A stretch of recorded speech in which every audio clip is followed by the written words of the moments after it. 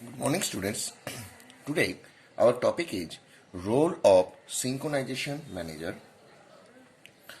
Number one, it accepts a request from calling process. The calling process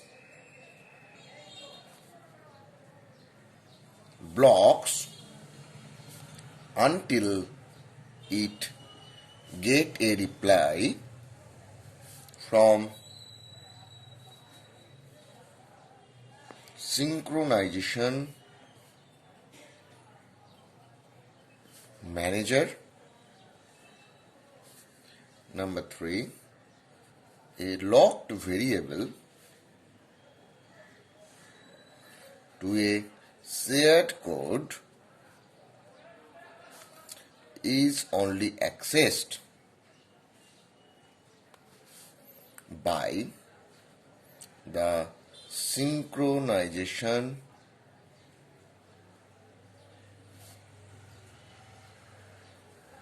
manager. Number four, a synchronization manager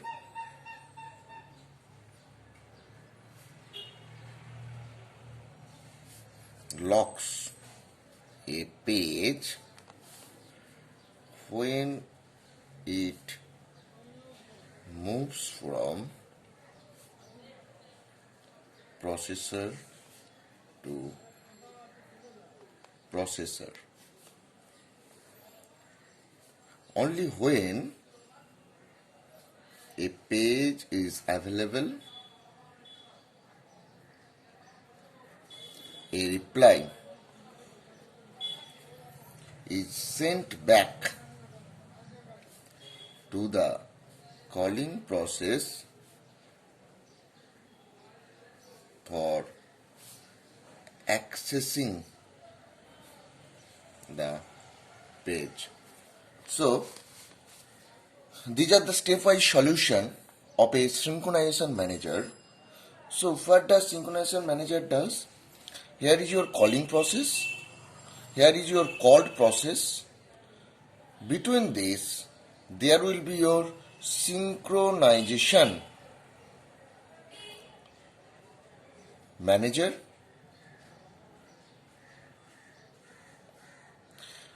The synchronization manager or the role of the synchronization manager is that it can satisfy the request of every calling process.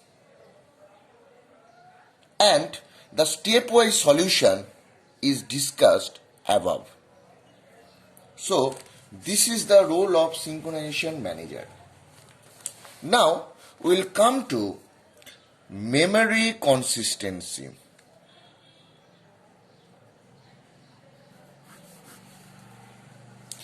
A memory consistency model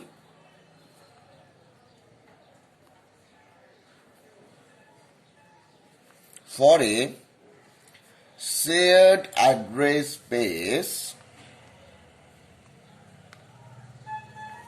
specifies constraint on the order in which memory operation must appear to perform with respect to one other. Or it can be stated as a different way. It can be stated as like that. It is a contract between a programmer and memory system that follows the rule of a program flow. There are many type of memory consistency. First, we will see the sequential consistency.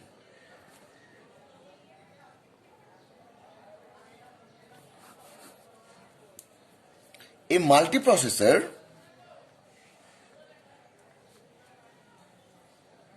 denoted as H is sequentially consistent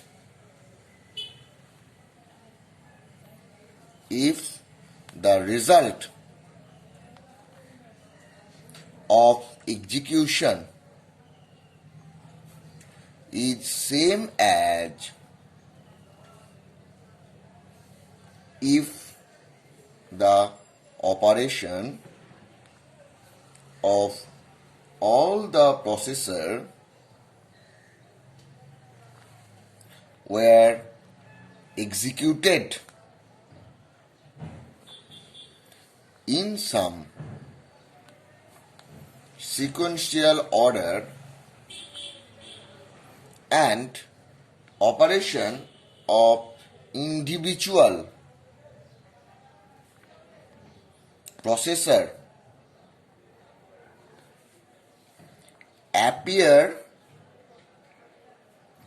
in this sequence in the order specified by a program. So, this is sequential consistency. A multiprocessor is sequentially consistent if the result of the execution is same as if the operation of all the processor were executed in some sequential order and operation of individual processor appeared this sequence in the order specified by a program. So, this definition is known as Lamport Definition.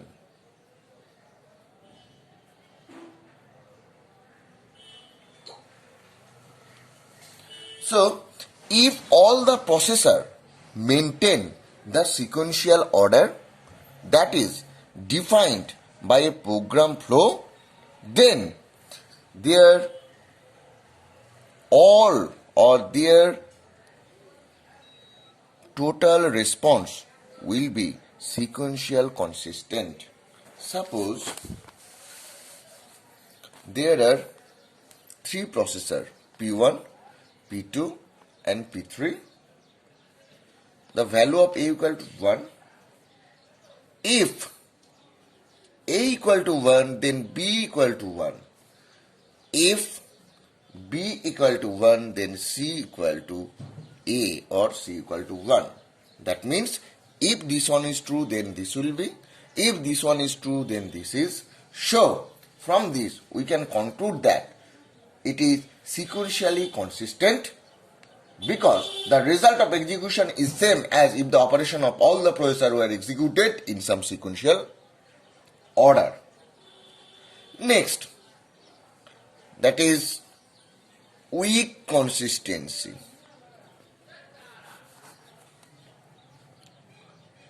In a word, we can define the sequential consistency as if the execution of a process maintain the sequential program flow, then the result will be sequentially consistent. Now the weak consistency is, weak consistency means violation of sequential consistency. If the requirement of the sequential consistent